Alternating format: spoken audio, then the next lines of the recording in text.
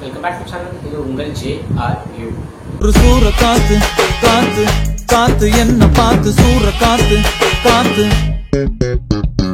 So இன்னைக்கு நம்ம விக்ரம் அவருடைய வீரதீர சூரன் படத்தை பற்றி தான் பார்க்க போகிறோம். ஆமாங்க, நம்ம ரொம்ப நாள் கழிச்சு ஒரு ரிவ்யூ வீடியோ வந்து பார்க்க போகிறோம். ஸோ படத்தை வந்து 2 days முன்னாடியே பார்த்துட்டேன். நானும் வீடியோ போடணும் இருந்தேன். சில ஒர்க்ஸ்னால போட முடியும். ஸோ இன்னைக்கு எப்படியாச்சும் வீடியோ போடணும் அப்படின்றதுக்காக தான் இந்த வீடியோ வந்து நான் உங்களுக்கு போடுறேன்.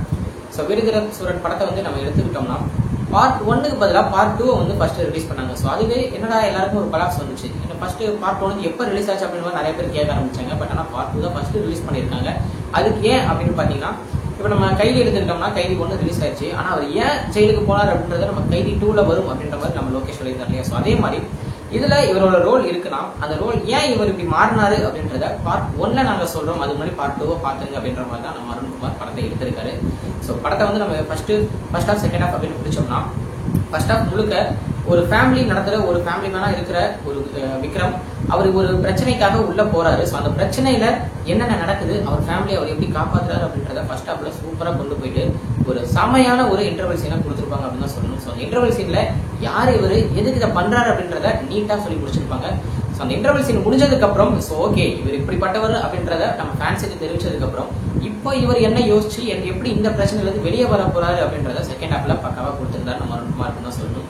ஸோ படத்துடைய முக்கியமான பில்லர்ஸான விக்ரம், துஷாரா விஜயன், S.J. சூர்யா, சுராஜ் இவங்க 4 பேரோட ஆக்டிங் தான் படத்தை அடுத்த லெவலுக்கு கொண்டு போயிருக்கு அப்படின்னு சொல்லணும்.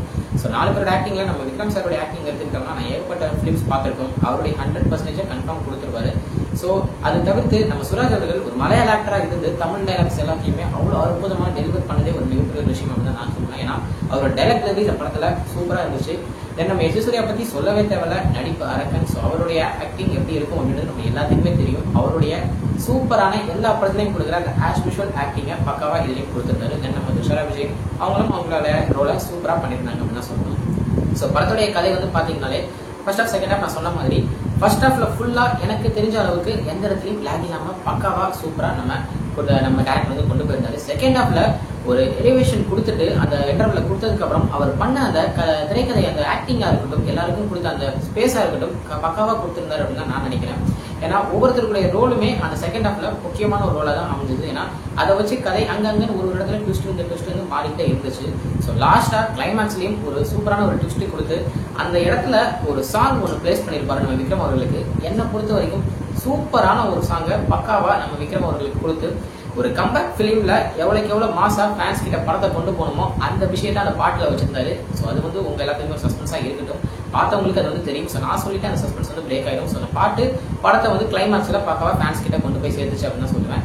ஸோ படத்துடைய பார்ட் 1க்கு இப்ப எல்லாருமே வெயிட்டிங்ல இருக்காங்க. ஸோ என்ன பொறுத்த வரைக்கும் பாத்தீங்கன்னா அந்த பார்ட் 2 ஃபேன்ஸ் அதாவது மட்டும் பார்க்க வேண்டிய ஒரு படம் அப்படின்ற மாதிரி தான் நிறைய பேர் பேசிக்கிட்டு இருக்காங்க. பட் ஆனால் அப்படி இல்லைங்க, ஃபேமிலியா பார்க்க வேண்டிய ஒரு கதை.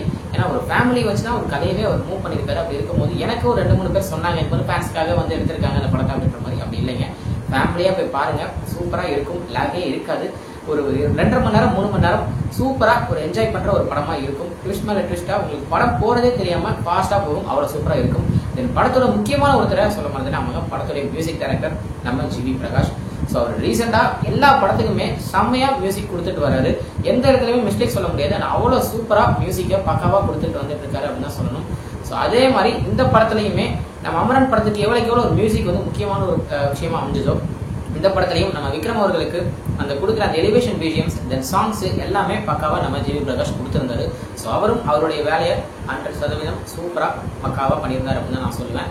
ஸோ அடுத்த படத்துல வந்து பாத்தீங்கன்னா அந்த சின்ன சின்ன ரோல்ஸ் பண்ணியிருந்த எல்லாருமே அவங்கவுங்க ரோலை கரெக்டாக போய் பாருங்க, பார்த்துட்டு உங்களுக்கு எவ்வளவு படம் பிடிச்சிருக்கு அப்படின்றத மறக்காம கமெண்ட்ல சொல்லுங்க. ஸோ இது கொஞ்சம் நாள் கழிச்சு இந்த மாதிரி ஒரு ரிவ்யூ வீடியோ போடுறேன். இந்த மாதிரி ரிவ்யூ வீடியோஸ்க்கு மேக்ஸிமம் வியூஸ் வரமாட்டேங்குது. ஸோ இப்படியே போடலாமா இல்லை நம்ம நார்மலா போட்ட மாதிரி போட்டோஸ் மட்டும் ஸ்லைட்ஸ் மாதிரி வச்சுட்டு நம்ம வாய்ஸ் மட்டும் கொடுத்துக்கலாமா அப்படின்றதும் எனக்கு ஒரு டவுட் வந்துட்டு இருக்கு. ஸோ நீங்க சொல்றது வச்சுன்னா இதுக்கப்புறம் நான் வந்து பண்ண முடியும். ஸோ இதுக்கப்புறம் ஒரு சூப்பரான ஒரு படத்துடைய அப்டேட்டோட வந்து பாக்குறேன். அது வரைக்கும் உங்களுக்கு நிறைய உங்கள் Jasmine. Bye friends, next video மறக்காம நம்ம சேனலை சப்ஸ்கிரைப் பண்ணிக்கோங்க. Bye bye.